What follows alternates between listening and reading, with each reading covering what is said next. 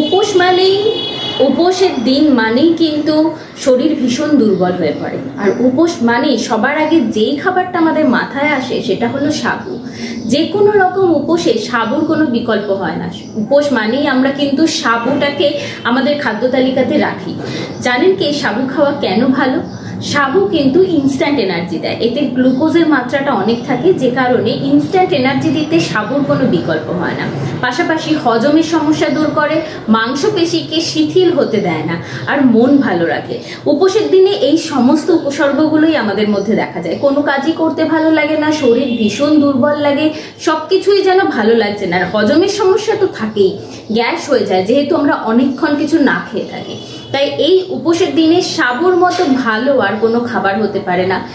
Instant energy দেয়, মন ভালো রাখে, হজমের সমস্যা দূর করে, পাশাপাশি মাংসপেশিকেও শিথিল হতে দেয় না।